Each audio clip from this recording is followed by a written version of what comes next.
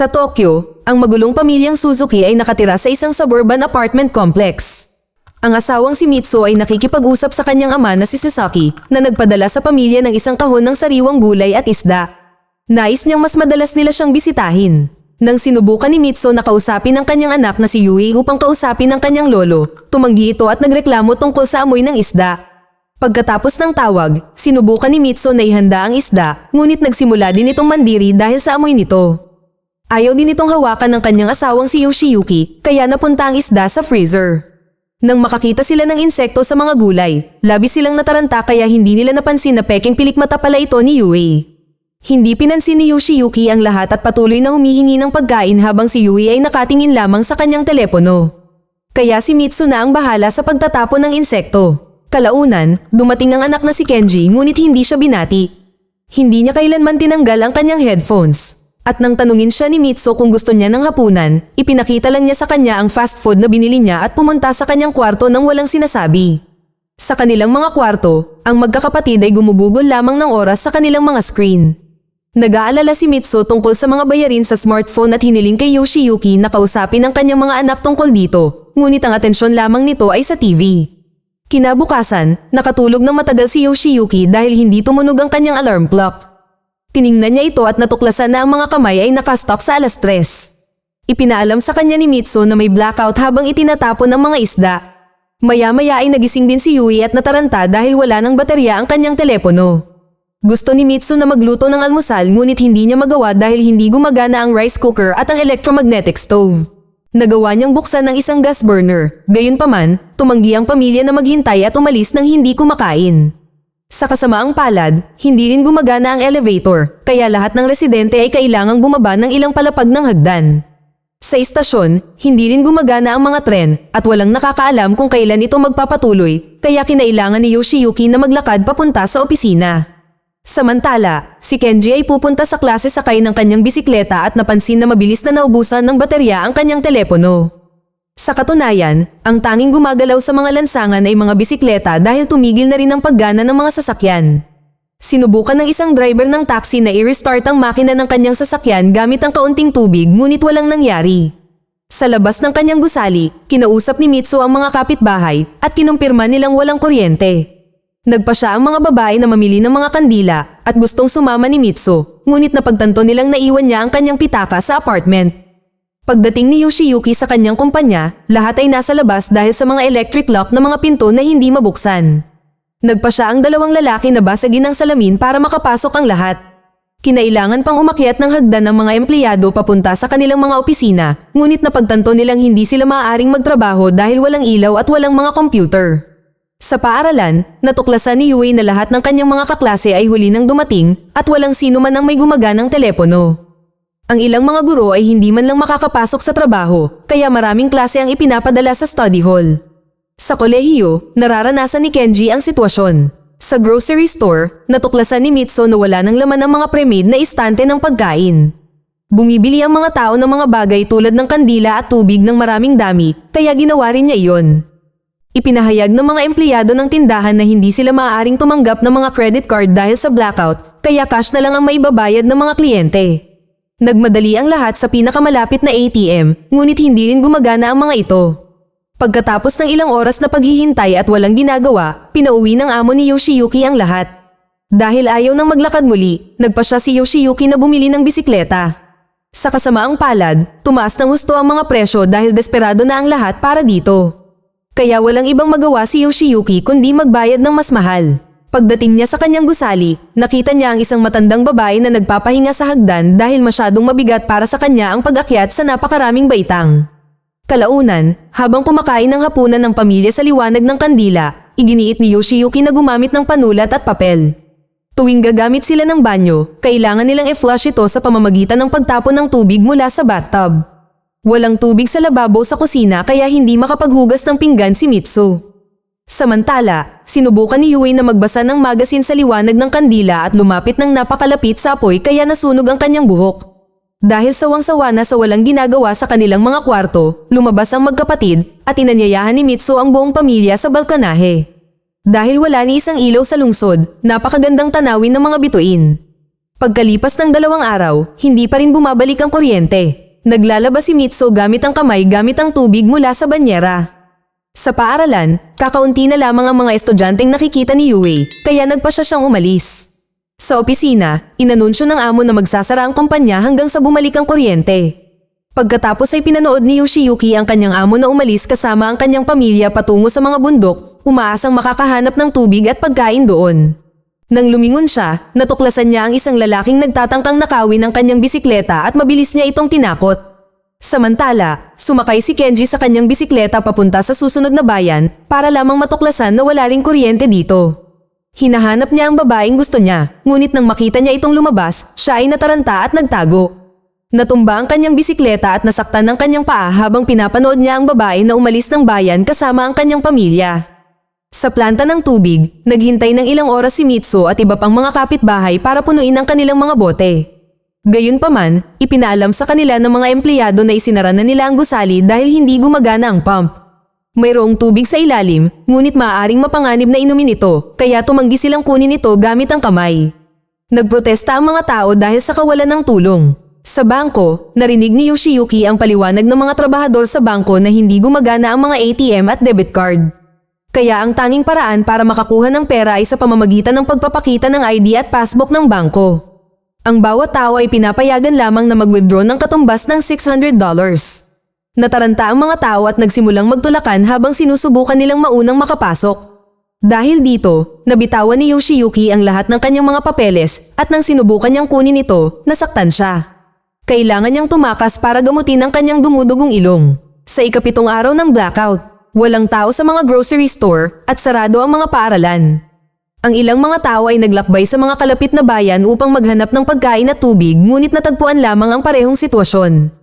Parami ang mga mamamayan na umaalis sa Tokyo bawat oras, umaasang makahanap ng solusyon sa kanayunan. Matapos ang isang walang kabuluhang pagpupulong kasama ang kanilang mga kapitbahay, tiningnan ni Yoshiyuki at Mitsu ang isang matandang babae sa kanilang gusali na matagal na nilang hindi nakikita. Lumalabas na patay na ito at dumating ang kanyang pamilya upang kunin ang bangkay. Matapos ang pagkabiglang ito, nagpa siya ang mag-asawa na oras na rin para umalis ng lungsod, kaya ipinaalam nila sa mga bata na maglalakbay sila upang manatili sa kanilang lolo. Nang tumuto si Yue dahil sa tingin niya ay nakakabagot ang maliliit na nayon.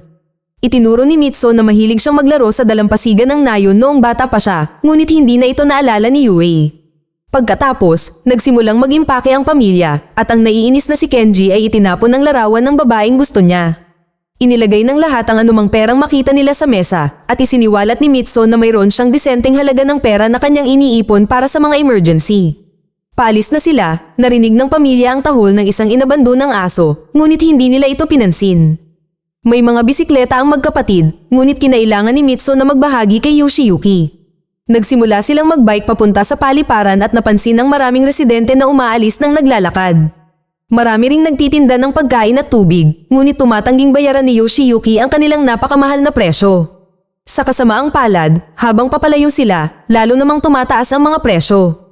Kalaunan ay huminto sila sa isang tindahan at nagawa ni Mitsu na makipagnegosasyon sa tindero para makakuha ng magandang presyo para sa isang malaking order. Ito ang magandang pagkakataon para magpahinga at kumain sila. Pinanood ng magkapatid ang isang lalaking kumukuha ng napakaraming isda mula sa ilog, ngunit nandidiri sila rito. Nang sinubukan nilang pumunta sa pampublikong banyo, hindi nila matiis ang amoy dahil ilang araw nang hindi na-flush ang mga inidoro. Wala silang ibang magawa kundi gawin ito sa likod ng mga palumpong. Nang sa wakas ay makarating ang pamilya sa paliparan, may mga desperadong tao na nagkukumpulan sa labas. Hindi rin gumagana ang mga eroplano at sinubukan ng mga pulis na maglagay ng harang para hindi makalapit ang mga tao. Nagalit ang kalahati ng karamihan at inatake ang mga opisyal habang ang kalahati naman ay umalis. Kinagabihan, nagpa siya ang pamilya na manatili sa pinakamalapit na motel at kailangang magbayad ng malaki para sa kwarto. Inanunsyo ni Yoshiyuki na magbisikleta sila papunta sa nayon. At ilang minutong nagreklamo si Yue tungkol dito. Kinabukasan, pumasok ang magkapatid sa isang silid-aklatan para kumuha ng mapa, ngunit wala na silang lahat maliban sa isa para sa mga bata. Gumawa si Kenji ng ilang kalkulasyon at napagpasyahan na aabutin sila ng 1 buwan bago makarating sa nayon gamit ang bisikleta. Samantala, sina Yoshiyuki at Mitsu ay naghahanap ng bisikleta para sa kanya at nakahanap ng isa sa labas ng isang tindahan ng bigas. Hindi tumatanggap ng pera o mamahaling bagay ang tindero. Ipinagpapalit lamang niya ang kanyang tubig at bigas sa iba pang klase ng pagkain. Kinumbinsi siya ng mag-asawa na ibigay sa kanila ang bisikleta at isang supot ng bigas kapalit ng ilang bote ng alak. Nang tuluyang umalis ang pamilya, patuloy silang nakakasalubong ng mga saradong kalsada at napagpasyahan ni Yoshiyuki na walang silbi ang mapa ng mga bata. Pagkatapos ay nagpasya silang dumaan sa expressway dahil walang nanghihingi ng pera sa mga booth. Sa highway, natuklasan nila ang daan-daang tao na umaalis sa lungsod. Maya-maya, huminto sila upang magpahinga sa isang mall, ngunit nakakandado ang mga pinto kaya kinailangan nilang magcamping sa labas. Nang tanungin sila ng isang desperadong mag-asawa kung mayroon silang tubig na mapagsasaluhan, itinago ni Mitsu ang kanilang mga bote at sinabi sa kanila ni Yoshiyuki na wala na silang natitira. Nang gabing iyon, hirap makatulog ang pamilya dahil sa sobrang lamig. Natuklasan ni Kenji ang isang lalaking nagnanakaw ng kanilang tubig at agad siyang hinabol, sinundan ito papasok sa isang tunnel. Nang aatake na sana siya, napansin niyang may anak ang magnanakaw, kaya hinayaan niya itong kunin ang tubig.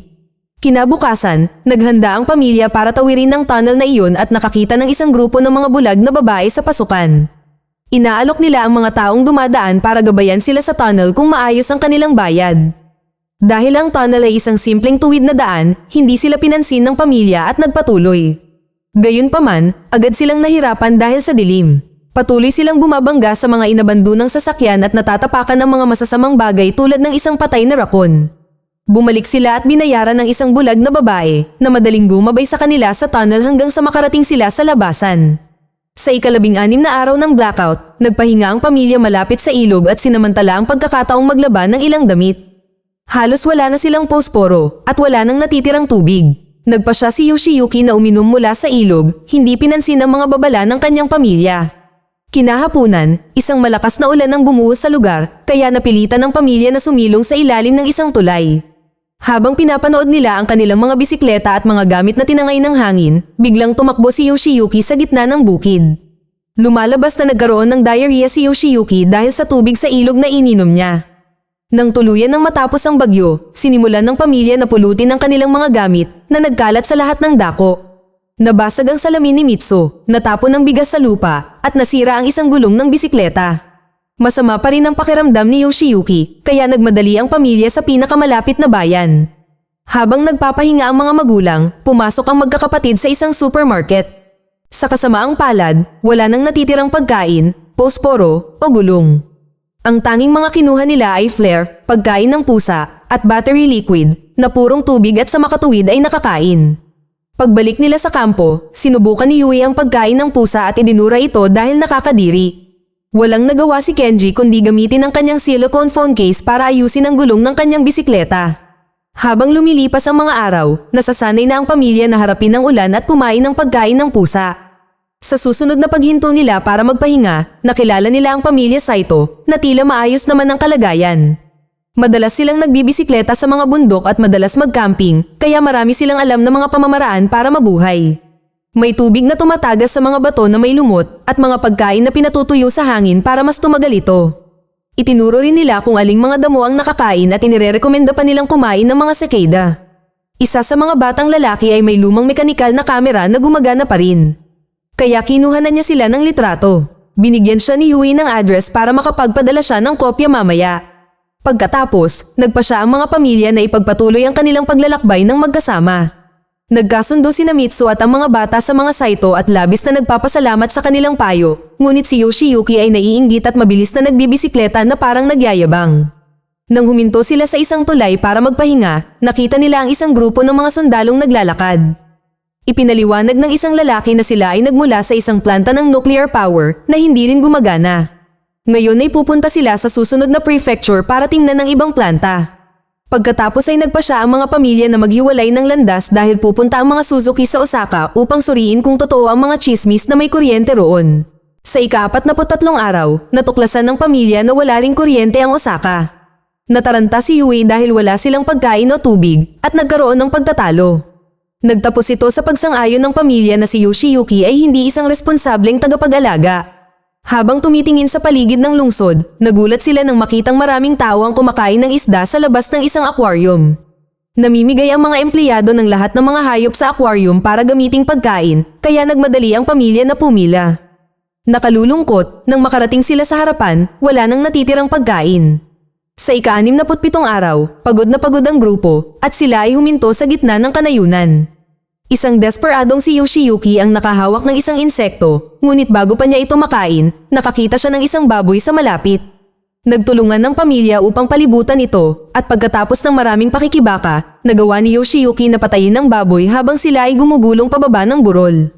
Gayunpaman, ayaw niya o ni Mitsu na hiwain ito. Kaya si Kenji ang namamahala sa kutsilyo. Bago pa siya makagalaw, hinarang siya ng magsasakang si Tanaka na walang pag-aalinlangang hiniwa ang leeg ng baboy. Pagkatapos, kinaladkad ng pamilya ang patay na baboy papunta sa bahay ni Tanaka kung saan sila makakainom ng tubig mula sa isang balon. Ipinaliwanag ni Tanaka na tumigil sa paggana ang kanyang mga bakod na dekuryente kaya't lahat ng kanyang mga baboy ay tumakas. Kung tutulungan siya ng pamilya na hulihin silang lahat muli, ibabahagi niya ang kanyang pagkain.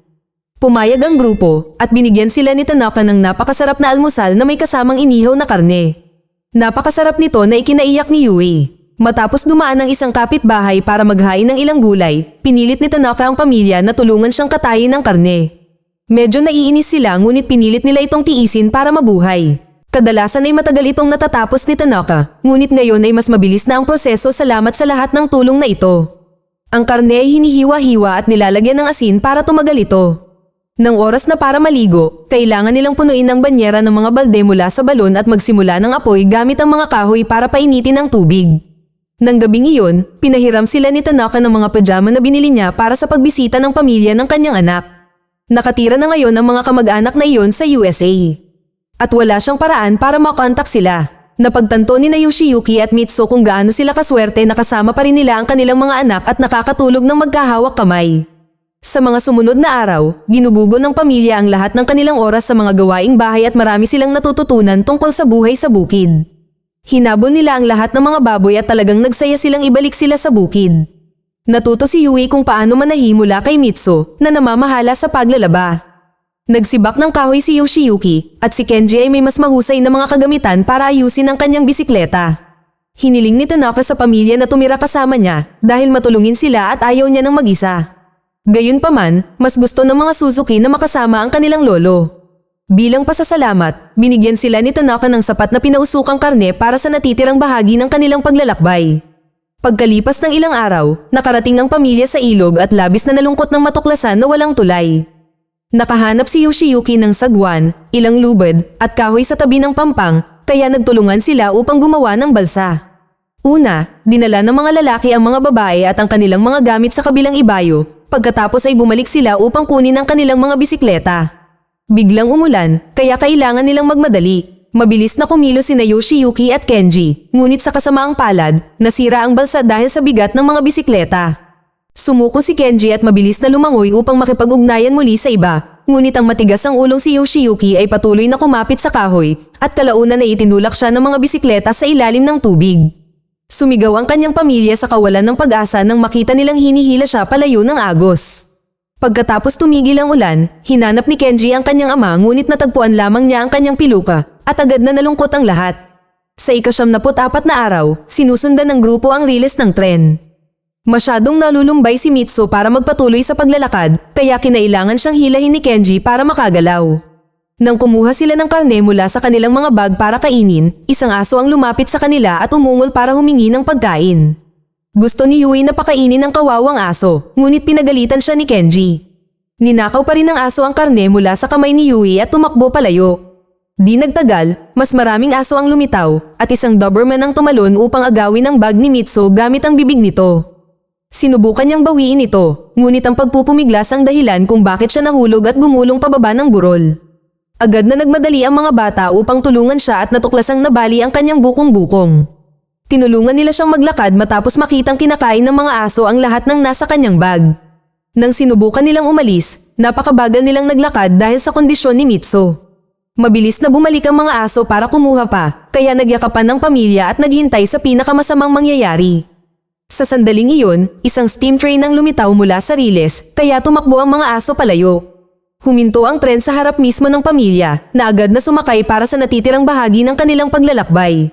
Maraming bote ng tubig na mapagsasaluhan at maraming tao mula sa Tokyo na lilipat sa kanayunan. Ginamot ng isang doktor ang bukong-bukong ni Mitsu at nagtanong tungkol sa kanilang ama na naging dahilan upang umiyak ang mga bata. Samantala sa baybayin ng ilog, nagising si Yoshiyuki at nagsimulang maglakad. Gayunpaman, masyado siyang nanghihina para pumunta sa kanyang pupuntahan at nauwi sa pagbagsak sa isang tractor. Bigla niyang nakita ang tren na dumaan, ngunit wala siyang lakas para sumigaw. Mabuti na lang at mayroon pa siyang flare sa kanyang bulsa at nagawa niyang sindihan ito sa tamang oras. Nakita siya ni Mitsu at agad niyang pinahinto ang tren para makatakbo ang mga bata para makipagkita muli sa kanilang ama. Kalaunan sa tren, ibinigay ni Mitsu kay Yoshiyuki ang kanyang piluka, ngunit itinapon niya ito. Nang dumaan ang tren sa isang tunnel, pumasok ang usok ng makina sa mga kotse sa pamamagitan ng mga bintana at nag-iwan sa lahat ng umubo. Naging maitim din ang kanilang mga mukha, dahilan para tumawa sila. Sa ika-108 araw, sa wakas ay nakarating ang pamilya sa nayon at nahanap si Sasaki.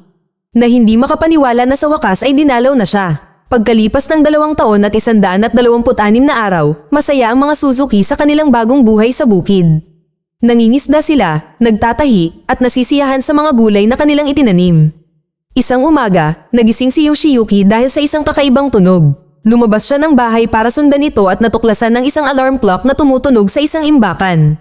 Biglang tumugtog ang mga speaker ng nayon at lumabas ang lahat ng kapitbahay para muling tumingin sa mga ilaw sa kalye. Pagkalipas ng ilang araw, lahat ng orihinal na residente ng Tokyo ay nakabalik na sa lungsod. Sa TV, maraming teorya ang mga eksperto tungkol sa sanhi ng blackout, isang solar flare, isang kometa na masyadong lumapit sa Earth, at maging ang cyber-terrorism. Mas marami na ngayong oras ang ginugugo ng mga Suzuki sa isa't isa at hindi na natatakot sa mga gawaing bahay. Naglagay din sila ng lumang landline telephone sa bahay at patuloy na gumagamit ng bisikleta si Yoshiyuki para pumasok sa trabaho. Nang dumating ang isang mailman na may dalang sulat, tuwang-tuwa silang makita ang larawan nila na kinunan ng batang Saito habang nasa daan. Mag-subscribe para sa higit pang mga video na tulad nito, i-on ang notification at mag-iwan ng like para matulungan ang aming channel. Salamat sa panunood.